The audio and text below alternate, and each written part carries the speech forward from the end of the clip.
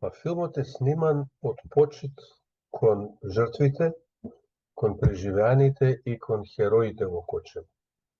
Има луѓе кои по 6 пати се враќале во тој пекол, не мислејќи на себе, за да им помогнат на другите.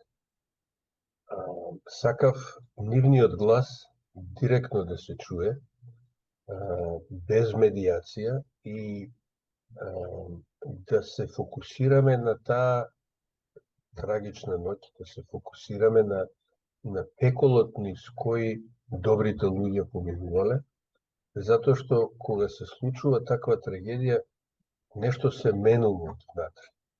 Нешто се менува во човекот. И намерата наша беше тоа да го регистрираме, да му дадеме платформа, да им дадеме директна платформа на луѓето да зборуваат, за да го чуеме тоа од нив и за да биде забележано за идните генерации. Сметав дека зборот, дека изразот на лице, дека директното искуство, дека вистината се поважни од сето она што ние можеме со филмски јазик да го сугерираме, да го создадеме и да го презентираме на гледачот. Се што ќе стигне на сметка на овој филм е наменето за настраданите од Кочани.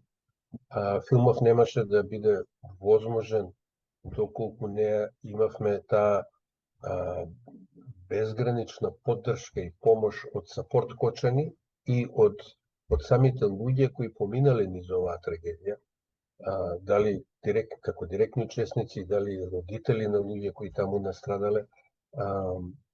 Филмот е работен со минимална екипа, затоа што сметав дека еден таков пристап ќе се одрази и на самата филмска форма.